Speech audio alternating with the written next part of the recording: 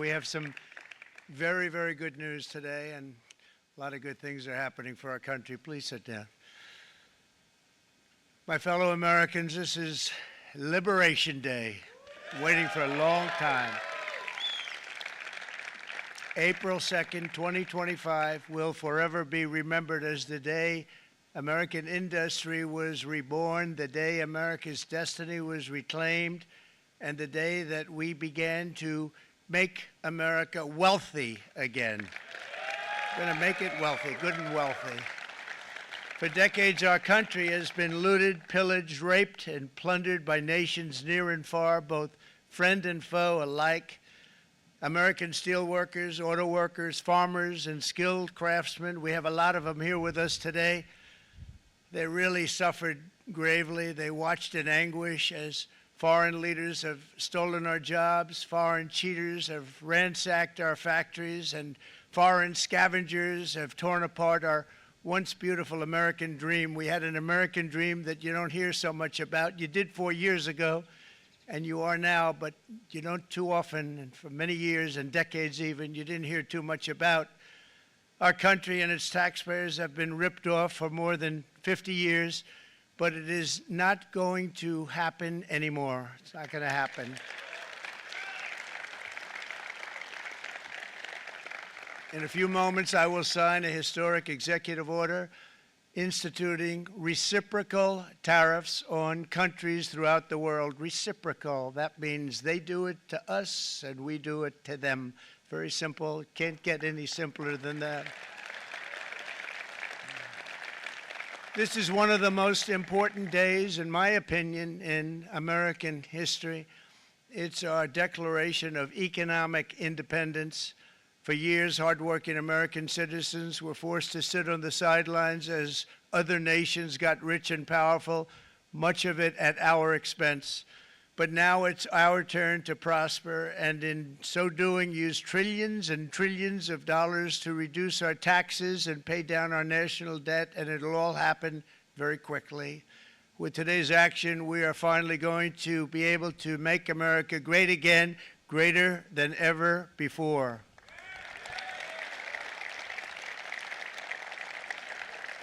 Jobs and factories will come roaring back into our country, and you see it happening already. We will supercharge our domestic industrial base. We will pry open foreign markets and break down foreign trade barriers. And ultimately, more production at home will mean stronger competition and lower prices for consumers. This will be indeed the golden age of America. It's coming back, and we're going to come back very strongly. We're pleased to be joined on this momentous occasion by Vice President J.D. Vance. J.D., thank you. Thank you. Thank you very much. Where are you, J.D.? No, that wasn't too hard to find. I was looking, you know, he likes to take a low-key attitude, so it'd usually be sitting right in front. He's gaining a lot of confidence, Mike, isn't he? And nearly my entire cabinet is here, as well as Speaker Mike Johnson, who's done an amazing job. And with the great success we had last night in Florida, we have a majority of 7. And 7's like a lot when we had it at 1, right? You've done a fantastic job. And many of the members of the House and Senate are with us. Senators, Congressmen, thank you all for being with us. We appreciate it. For decades, the United States slashed our trade barriers on other countries, while those nations placed massive tariffs on our products and created outrageous non-monetary barriers to decimate our industries. And in many cases, the non-monetary barriers were worse than the monetary ones. They manipulated their currencies, subsidized their exports, stole our intellectual property, imposed exorbitant VAT taxes to disadvantage our products, adopted unfair rules and technical standards, and created filthy pollution havens. They were absolutely filthy, but they always came to us and they said, we're violating, we should pay for it. It's all detailed in a very big report by the U.S. Trade Representative on foreign trade barriers, and I'll just hold it up for you. It's available, and you don't have to pay too much. As I understand it, you'll pay nothing. It's a lot of work for something, actually, because it's a special book. It's frankly, it's very upsetting when you read it, when you see what people have been doing to us for 30 years. This all happened with no response from the United States of America, none whatsoever. But those days are over. Let me offer just a few examples of the vicious attacks our workers have faced for so many years. The United States charges other countries only a 2.4 tariff on motorcycles. Meanwhile, Thailand and others are charging much higher prices, like 60%. India charges 70%. Vietnam charges 75%, and others are even higher than that. Likewise, until today, the United States has for decades charged a 2.5 tariff. Think of that, 2.5% on foreign-made automobiles. The European Union charges us more than 10% tariffs, and they have 20% VATs, much, much higher. India charges 70%, and perhaps worst of all are the non-monetary restrictions imposed by South Korea, Japan, and very many other nations. As a result of these colossal trade barriers, 81% of the cars in South Korea are made in South Korea. 94% of the cars in Japan are made in Japan. Toyota sells 1 million foreign-made automobiles into the United States, and General Motors sells almost none. Ford sells very little. None of our companies are allowed to go into other countries. And I say that, friend and foe, and in many cases, the friend is worse than the foe in terms of trade. But such horrendous imbalances have devastated our industrial base and put our national security at risk. I don't blame these other countries at all for this calamity. I blame former presidents and past leaders who weren't doing their job. They let it happen, and they let it happen to an extent that nobody can even believe. That's why, effective at midnight, we will impose a 25% tariff on all foreign-made automobiles.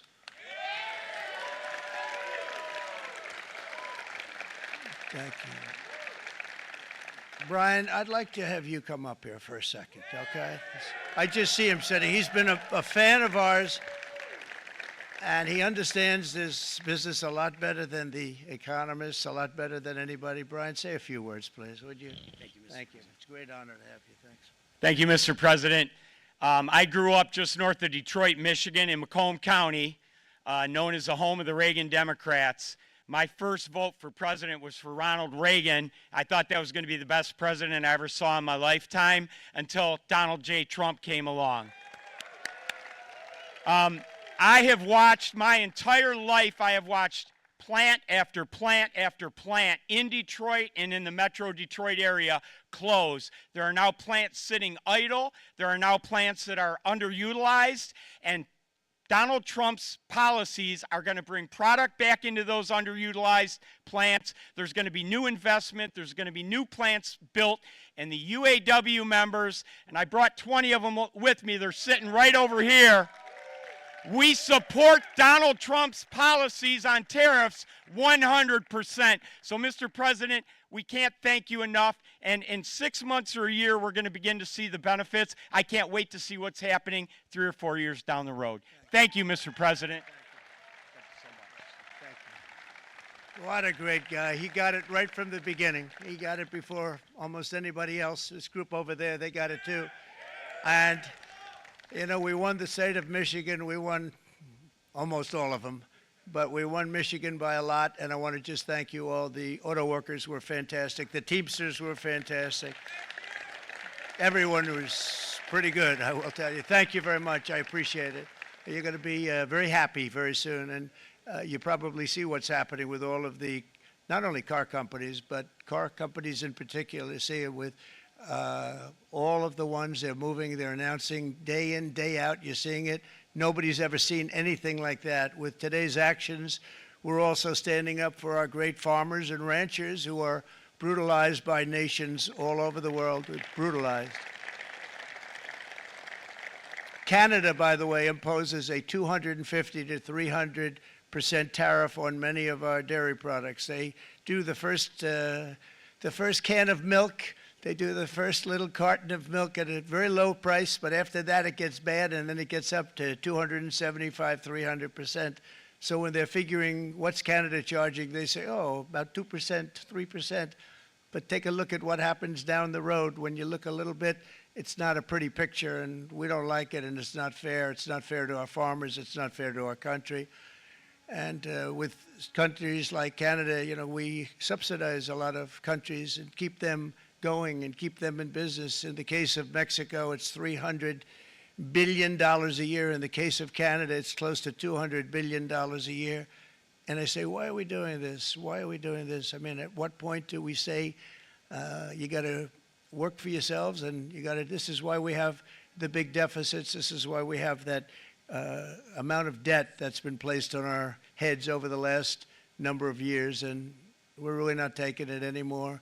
Through non-tariff barriers, the European Union bans imports of most American poultry. You understand? They say, we want to send you our cars, we want to send you everything, but we're not going to take anything that you have. Australia bans, and they're wonderful people and wonderful everything, but they ban American beef, yet we imported $3 billion of Australian beef from them just last year alone. They won't take any of our beef. They don't want it because they don't want it to affect their farmers. And you know what? I don't blame them, but we're doing the same thing right now, starting about midnight tonight, I would say.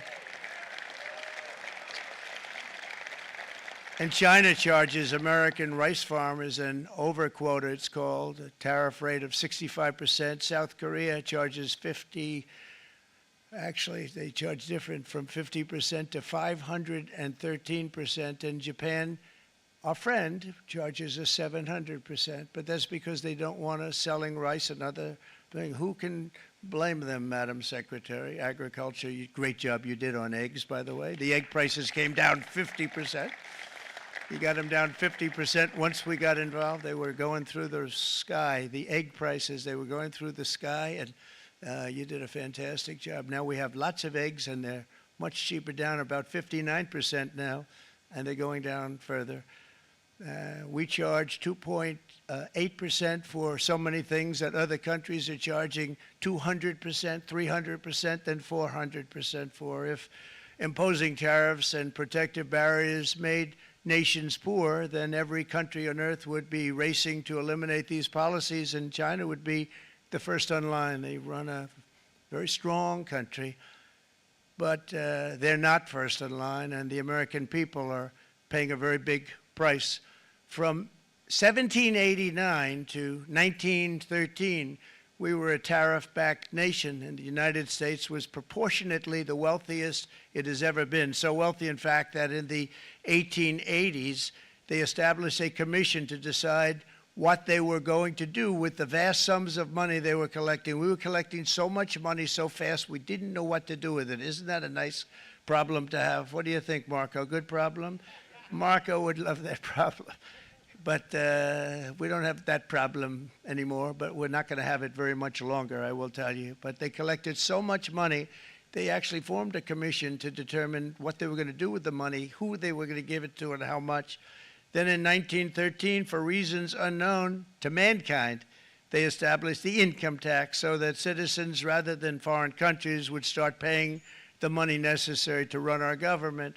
Then in 1929, it all came to a very abrupt end with the Great Depression, and it would have never happened if they had stayed with the tariff policy. It would have been a much different story. They tried to bring back tariffs to save our country, but it was gone. It was gone. It was too late. Nothing could have been done. It took years and years to get out of that depression, far longer than even FDR had that office right over there for a long period of time.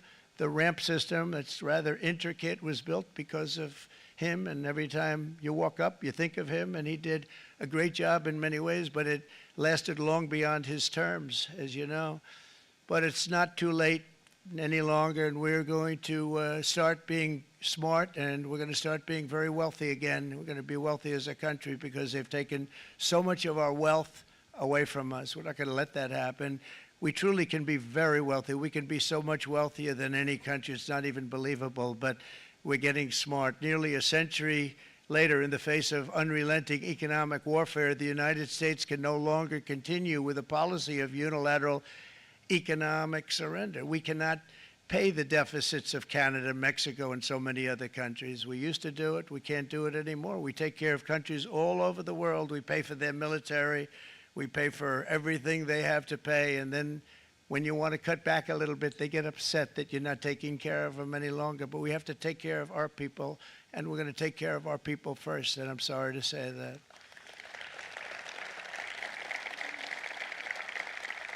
And today we're standing up for the American worker, and we are finally putting America first.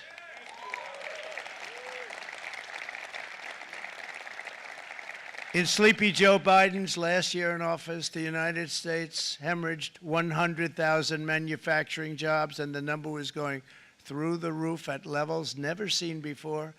And our trade deficit reached a record $1.2 trillion, which is unheard of. Since the beginning of NAFTA, the worst trade deal ever made. It was a horror show. I was able to terminate it. They all said you'd never be able to get it out.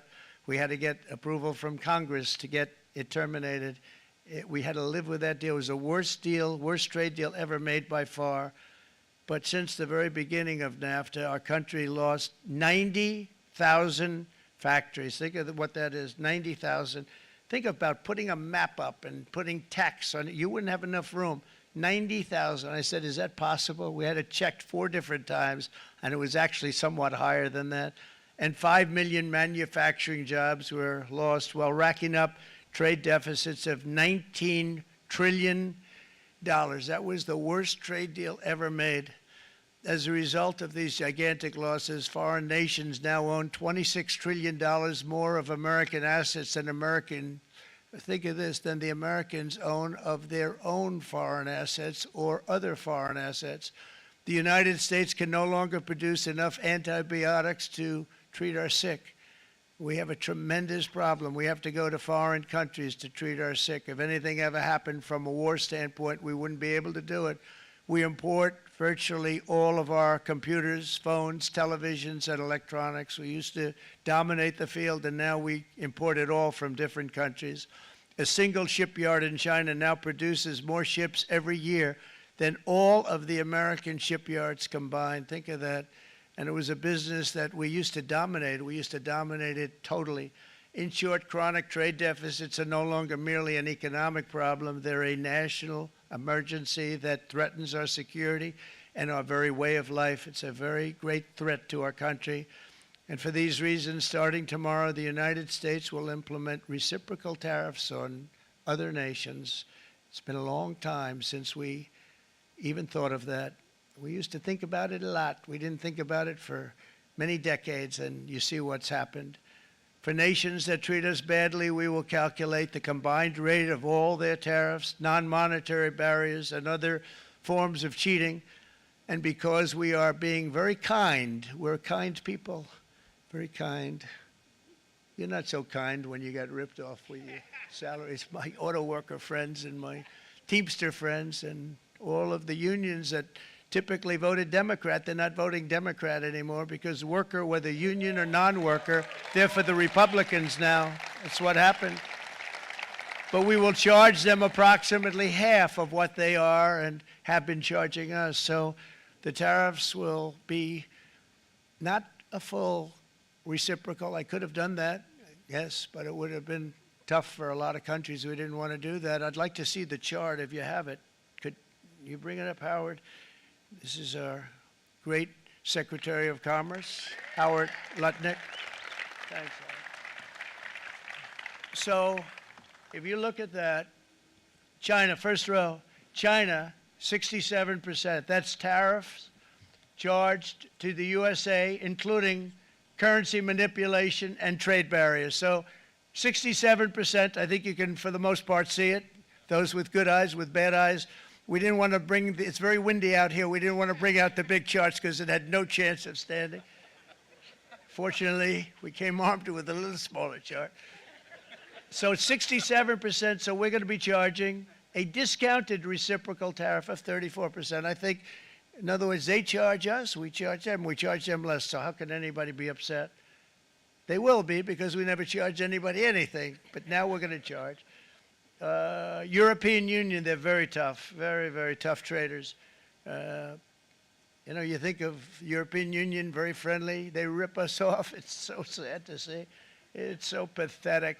39%, we're going to charge them 20%, so we're charging them essentially half. Vietnam, great negotiators, great people. They like me, I like them. The problem is they charge us 90%. We're going to charge them 46% tariff. Taiwan, where they took all of our computer chips and semiconductors. We used to be the king, right? We were everything. We had all of it. Now we have almost none of it, except the biggest company is coming in. We're going to end up with almost 40%. Lee Zeldin's working to get their approvals. And it's an amazing company. Mr. Wei, of one of the great companies of the world, actually. They're coming in from Taiwan, and they're going to build one of the biggest plants in the world, maybe the biggest for that. But 64%, we're going to charge them 32%. Japan, very, very tough, great people. And again, I don't blame the people for doing it. I think they're very smart in doing it. I blame the people that sat right in that Oval Office, right over there, right behind the Resolute desk or whichever desk they chose. Japan, 46%. They would charge us 46%, and much higher for certain items like cars, you know, little items like cars. 46%, we're charging them 24%. India, very, very tough, very, very tough. The Prime Minister just left, and he's a great friend of mine, but I said, you're a friend of mine, but you're not treating us right. They charge us 52%. You have to understand, we charge them almost nothing for years and years and decades, and it was only 7 years ago when I came in, we started with China and charged them. We took in hundreds of billions of dollars from China in tariffs, and they understood, honestly. President Xi understood. He said, look, I understand, and the other countries, and they all understand. We're going to have to go through a little tough love, maybe, but they all understand. They're ripping us off, and they understood it. Prime Minister of Japan, Shinzo Abe.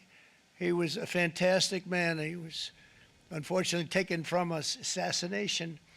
But I went to him and I said, Shinzo, we have to do something. Trade is not fair. And he said, I know that, I know that. And he was a great gentleman. He was a fantastic man, but he understood immediately what I was talking about. I said, Shinzo, we have to do something. He said, I know that. And we worked out a deal, and it would have been a much better deal, but frankly, there were many years left on the deal that was made previous to my getting there, but it was something. If you look at Switzerland, 61% to 31%. Indonesia, Malaysia, Cambodia. Oh, look at Cambodia, 97%. We're going to bring it down to 49. They made a fortune with the United States of America. United Kingdom, 10%, and we'll go 10%. So we'll do the same thing. South Africa, 60%, 30%, and they've got some bad things going on in South Africa. You know, we're paying them billions of dollars, and we cut the funding because a lot of bad things are happening in South Africa. The fake news ought to be looking at it. They don't want to report it. Brazil, 10%, 10%. Bangladesh is 74%. So you see what's going on. Pakistan, 58%. Sri Lanka, 88%. So what we're doing is we're taking not the full, we could take the full 88%. Thanks a lot. He's doing a very good job. How's he doing, all right? I think you better take it with you. It's not going to last very long. He's going to put it, it's going to follow you down with the wind. I brought a hat just in case it got too windy, but here, would anybody like a hat? I'm not giving it to a cabinet. I'm giving it to the auto workers. Come here.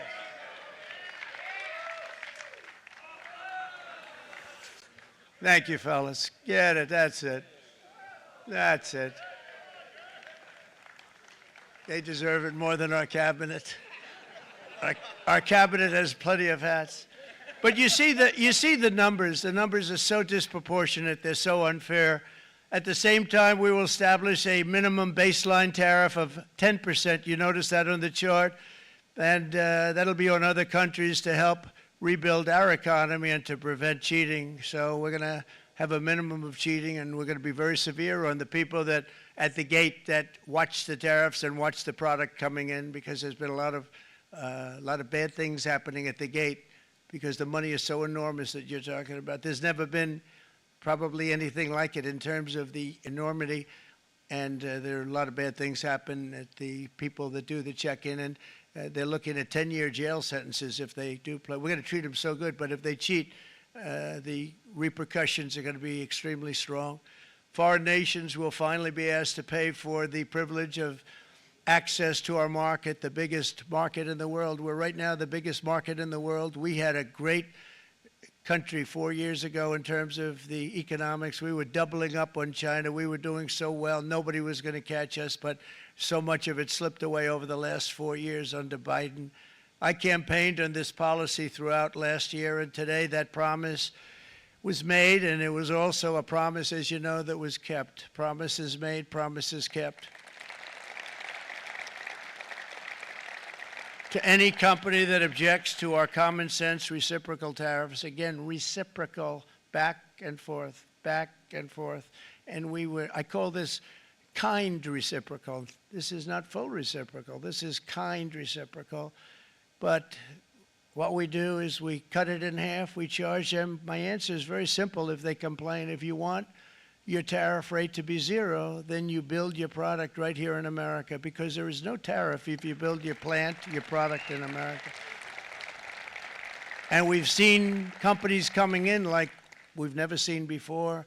Likewise to all of the foreign presidents, prime ministers, kings, queens, ambassadors, and everyone else who will soon be calling to ask for exemptions from these tariffs. I say, terminate your own tariffs, drop your barriers, don't manipulate your currencies. They manipulate their currencies like nobody can even believe, which is a bad, bad thing and very devastating to us. And start buying tens of billions of dollars of American goods. Tariffs give our country protection against those that would do us economic harm. And many people were looking to do us economic harm. Maybe not so obviously, but they were doing tremendous economic harm. But even more importantly, they will give us growth. These tariffs are going to give us growth like you haven't seen before, and it'll be something very special to watch. I am so looking forward, and Brian, it's going to happen even faster than you said. You know, you might say, but it's already started. It's already started. Work's already begun on plants all around the country, and you see that as before. These are big, rich companies. We have $61 billion started on a big plant going up. It's going to be announced over the next 2 days, and they already started work. Many of these the biggest companies in the world, they've committed to build, build, build. We're going to build, build, build, sir. And they came here to see me, and they wanted to know if they could have a press conference. I do as many as I can. I'm pretty busy trying to stop Russia and Ukraine and the Middle East. We got to stop that. We got to stop the Houthis, which we're making tremendous. They like shooting ships down and out of the water, sinking ships. They get a kick out of it, but they're not getting such a kick out of it now, are they, Mr. Secretary? They're not getting such a kick out of that now. But here are just a short list of some of the companies that have already announced and committed to investment. And this is a company that built its factories and its plants in China. Apple is going to spend $500 billion. They never spent money like that here. They're going to build their plants here. SoftBank, OpenAI, and Oracle, great companies, are investing $500 billion almost immediately. NVIDIA, a hot company, is investing hundreds of billions of dollars. They just announced. TSMC, the biggest, most important company in the world of chips from Taiwan, with no investment from us, is investing $200 billion. And they said the reason was, number one, the election of November 5th, and number two, the tariffs. They don't want to pay the tariffs, and the way they're not paying it is to build their plant here. So we're going to go from almost no percentage. We used to have 100% of the chip market. Now it's all in Taiwan. Almost all of it's in Taiwan. A couple of other countries, but mostly in Taiwan. And think of it. We had 100%. We lost it because of people in that office that didn't do their job. They allowed it to be stolen from us. Johnson & Johnson, great company, $55 billion. Eli Lilly, $27 billion. Meta is investing $500 billion. Wow. DeMac is investing $20 billion. CMA, CGM, $20 billion. And then you have Merck and Clarios, Stellantis, General Motors, GE Aerospace, Honda, Nissan, Hyundai are all putting in billions and billions of dollars, and they're committed 100%. So. And we've never had, and this is after 2.5 months. This is after just a short, this all took place as soon as we came out with what everybody wanted to do. You know, I watched a gentleman today on television, he used to work with Lee Iacocca, a very respected automobile person, and he said, you know, because they're asking people, they try and get as many negative people as they can, but they can't find them too much. It's pretty hard to find in terms of what we're doing, especially when they see all this investment. They said, so tell me, what do you think of what Trump is doing from the automobile standpoint? He said, I can't believe it. Somebody is finally, he's an older guy, real pro, really top guy, with Lee Iacocca. He said, I never thought I'd see the day when this would happen, where somebody had the courage to go and do what has to be done. This is transforming our nation. Our entire nation is going to be transformed, not only with the cars, but on every single other item that's built. We're going to become an industrial powerhouse. And he said that so beautifully today. In fact, I'm going to find out, I'm going to get a tape, and Bruce, I'm going to get that tape, and I'm going to send it to you out in Long Island, and you're going to play it for the people.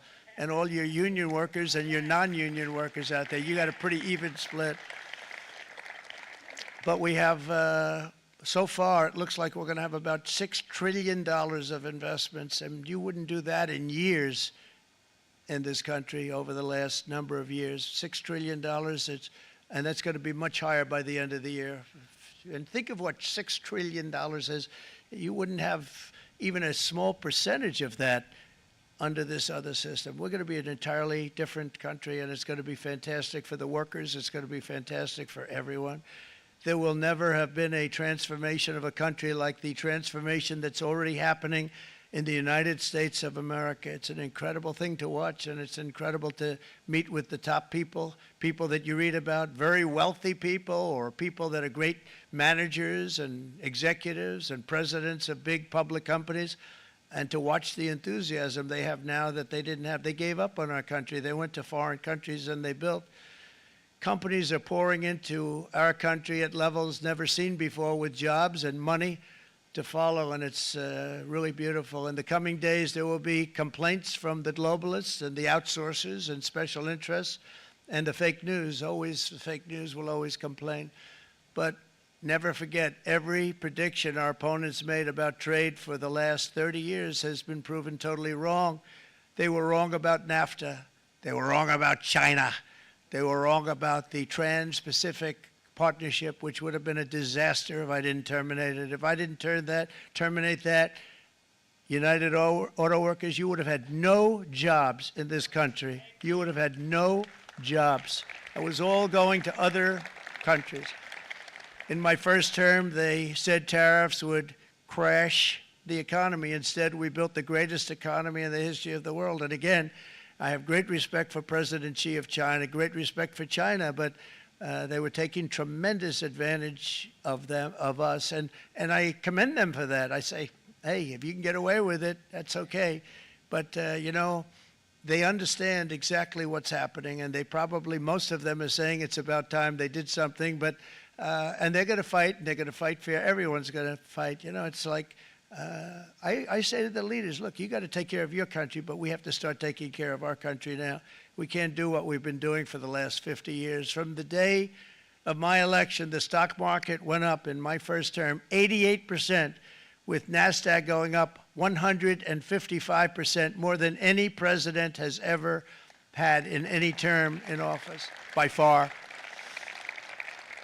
And I think we're going to blow that away. And maybe the numbers won't show, but I think they're going to show much better than even those numbers. But what you're going to see is you're going to see activity, that empty, dead sites, factories that are falling down.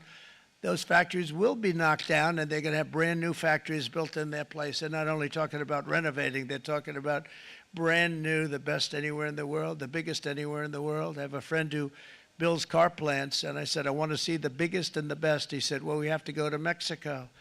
I said, no, I want to see it in the United States. He said, we're not building them in there. This is a year and a half ago during the campaign. He said, we're not building it. You'd have to go to Mexico. When I was starting to decide to run, and I went to number one in the polls very rapidly, I want to say, like let's say in the first hour, and then shortly thereafter, it looked like I was going to win, and the fake news was saying, oh no, don't do this. What they don't know is if I didn't win, they would have really been in trouble, because nobody wants to read them anyway. But I tell you what, when it looked like I was going to win, I announced that I was going to be doing exactly what we're talking about today. Great consistency, actually, because I've been talking about it for 40 years, but because I saw what was happening 40 years ago. If you look at my old speeches when I was young, very handsome, my old speeches, and that people would say, I'd be on a television show, I'd be talking about how we were being ripped off by these countries. I mean, nothing changes very much. The only thing that changed were the countries, but nothing really changes. But it's why it's such an honor. It's such an honor to be finally able to do this. If you look at China, I took in hundreds of billions of dollars in my term, hundreds of billions. They never paid 10 cents to any other president, and yet they paid hundreds of billions, so much so that Biden couldn't do anything. They wanted to try and terminate it because he had a very special relationship with China. You know what the relationship was? He had a special relationship. But the numbers were so big, that they couldn't do it. So they did ease it up. They did things that they shouldn't have done. They made it a lot more comfortable for them, but they couldn't do it because the numbers were hundreds of billions of dollars, and I did that. And we were on our way to doing something like incredible. And then we had a very bad election happen, a very bad election. A lot of bad things happened. So when I said we got to do it again, I said we have to make it too big to rig. And we made it too big to rig, and we won in records, and it was a monumental win. And it was such an honor to see so many of you, like Brian and your friends, here with us to celebrate, and to more importantly celebrate what we're doing, because that wouldn't be a full celebration if we didn't do this, because this will be an entirely different country in a short period of time. It'll be something the whole world will be talking about it. The critics made the very tired predictions earlier this year, but in February, core inflation dropped to the lowest rate in 4 years, and the price of eggs, as you know, just in a month and a half, we were there for 4 weeks, and the first week I got blamed for eggs. I said, I just got here. They said eggs have gone up at like 250% and you can't get eggs, and they were going crazy, and I said, I just got here. And then we got to work on eggs, and we got to work on everything, and our great Secretary of Agriculture, you did a fantastic job, Brooke Rollins, she did a fantastic job. And as I said before, the price of eggs dropped now 59%, and they're going down more, and the availability is fantastic. They were saying that for Easter, please don't use eggs. Could you use plastic eggs? I said, we don't want to do that. We want to, and you really came through. It's an amazing job. Thank you very much, Brooke. You did great. But likewise, an old-fashioned term that we use, groceries. I used it in the campaign. It's such an old-fashioned term, but a beautiful term, groceries. It sort of says a bag with different things in it. Groceries went through the roof, and I campaigned on that. I talked about the word groceries for a lot, and energy costs now are down. Groceries are down. Gasoline is way under $3, and people are beginning to be able to buy things and live again. We brought prices way down. We created 10,000 already in a few weeks, new manufacturing jobs. And it was that took place in 1 month, numbers that they haven't seen in a long time. We had virtually no inflation under my term. We had virtually no inflation for 4 years, but after transitioning over to Sleepy Joe, it went from almost non-existent to the highest in the history of our country. They had the highest inflation in the history of our country, brought up by energy and bad spending and bad policy, and a lot of bad things happened. How about allowing millions and millions and millions of people to pour into our country with open borders, where it's so sad to see even now And I see our great secretary of you have done. Stand up, please, Christy. Stand up. Christy Nome and Tom Holman. These people are doing a great job, but gotten them out in records. We have problems with judges that don't want them to go out. They want Tren de Aragua, and they want MS-13, the most vicious gangs ever. Nobody's ever seen anything like it. Absolute killer gangs. They kill people. They don't even think about it. And we put them out, and we have judges now, radical left judges that want to, they don't want them to go out. They want them to even be brought back. Let's bring them back. You've done a fantastic job, and please thank everybody. Homeland Security, thank everybody. Appreciate it. And we now have a border that's the best border that we've ever had, even better than it was my first term. My first term we did good, but this one we really specialized in. We've done really well. And we had records then. We had the best, safest border. 4 years ago, we had the best border there ever was. And now we have, you've actually matched it and done even better. And we're going to get it down the right way. And we want people, by the way, to come into our country, but we want to come in through a legal process. We want them to come in legally. We need more people. We need people to run these plants and to help the auto workers and the Teamsters and the non-union people and everybody else. But we need people and the farmers. And we're going to let people come in, but they want to come in. We want them to come in legally. They have to have the capability of loving our country, not people that hate our country. We don't want them in our country. And now we're going to pass the largest tax cuts in American history, and that's where we're relying on Mike and John Thune. And we will not cut Social Security, Medicare, or Medicaid benefits, and the Democrats will, because if they got in, the entire economy would collapse. This country was heading for a collapse under the people that you saw. They were horrible. I think one of the reasons people like the job, I have my highest approval ratings because I think they're comparing me to the worst administration in the history of our country, so I appreciate that at least. But Speaker of the House Mike Johnson and Senate Majority Leader, appreciate it, Mike, John Thune have been fantastic, by the way. But they've been working tirelessly on taking the next step to pass the plan for our one big, beautiful bill. I'd like to name it that if you can. One big, beautiful. I made that statement about 6 months ago, and everybody calls it one big, beautiful bill.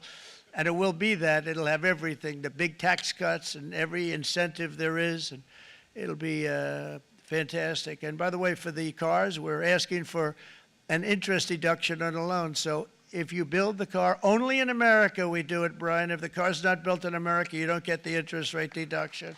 But if you build the car in America, if you buy a car, if it's built in America, then you get an interest rate deduction, tax deduction, and that's a big thing. That's going to be a big thing. I think that's going to pay for itself very quickly, that deduction. Never happened. We've never had anything like that before. Somebody said, where do you get the idea? Because it's so basic. You would think that would have happened a long time ago. It never did, and I'm very happy it didn't because now I can say that was my idea. But we're going to get us closer to the debt extension. We have to get the debt extension passed, and I know you're going to be able to do that, Mike, and it's very important that you do that. And all of the other things that the Senate budget plan gives us, along with working, because I know they're working together, John and Mike, and the two bills are going very well together. We need to get our shared priorities done, including certain permanent tax cuts. We want the tax cuts to be permanent, spending cuts, energy and historic investments in defense, border, and so much more. We're covering everything. These will be phenomenal. There'll be no bill like this going to straighten. One bill is going to straighten out our country for many, many years to come. And we said, let's just do it and let's get it done. And some guys will love it and some guys will like it a little bit less because they're not getting what they were exactly looking for, but they're getting a lot. They'll never, if we get this done, it'll be the most incredible bill ever passed in the history of our Congress and Senate and congressmen, the senators and the congressmen, many of whom are here today, will be very proud of themselves. I really believe that. It's going to set us on a whole new prosperous path. We're going to cut spending and right-size the budget back to where it should be. We're going to do that very strongly. Thank you, Rick. Thank you. John, thank you. Oh, look at all of our senators over there. Oh, boy. That's a nice group of people. But I won't like them so much if they don't get this bill done. That's a great group, and Congressman, thank you very much. I appreciate it. Tremendous people. The Senate plan has my complete and total support, and the House plan likewise is very similar. They're moving along pretty much at the same clip, and as soon as you're ready, you'll show it to me, and I'm sure it'll have my support, Mike. Every Republican congressman and senator must unify. We have to unify. We can't be separated. We have to get it done. We have to get absolutely everything we can, and we have to take care of the American people. That's the only thing that matters. We have to take care of the American people first. We need to pass this bill immediately, get it done, including debt extension. From this day on, we're not going to let anyone tell us that American workers and families cannot have the future that they deserve. We're going to produce the cars and ships, chips, airplanes, minerals, and medicines that we need right here in America. The pharmaceutical companies are going to become roaring back. They're coming roaring back. They're all coming back to our country because if they don't, they got a big tax to pay. And if they do, I'll be very happy, and you're going to be very happy, and you're going to be very safe. We're going to build our future with American hands, with American heart, American steel, and we're going to build it with American pride like we used to. We're approaching our 100th day as president and have been given credit by a lot of people, actually, even some of the fake news. Can you believe it?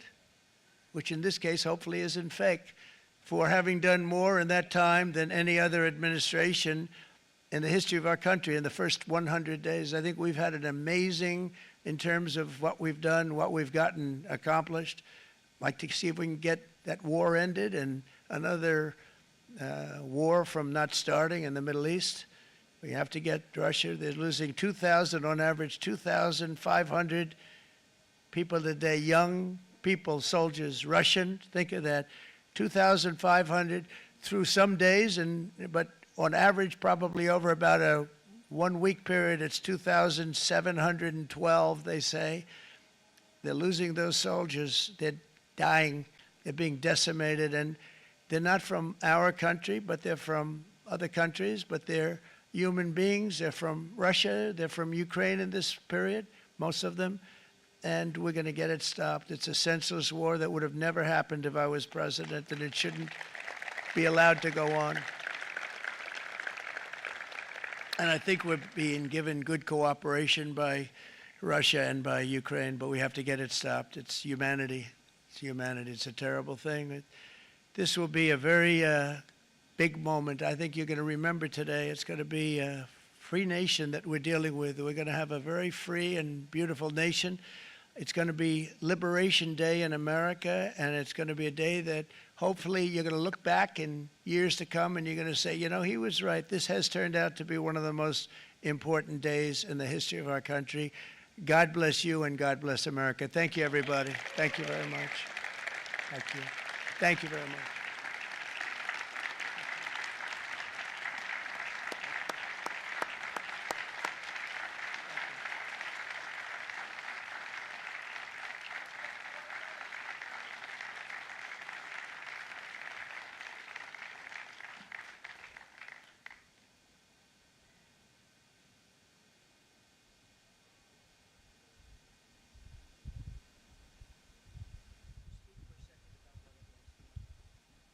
This is Will, everybody. He's going to just give you a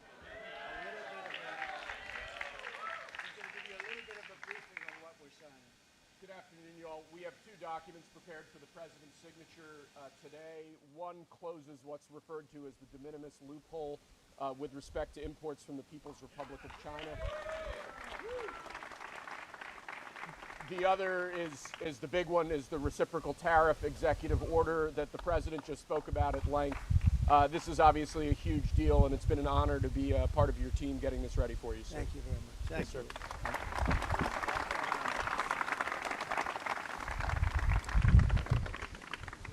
This is big stuff.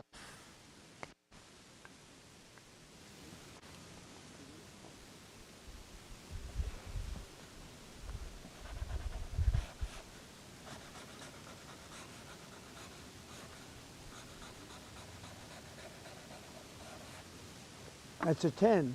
That's a good one. Look. That's a good one. That's a good one. Thank you. Thank you, sir.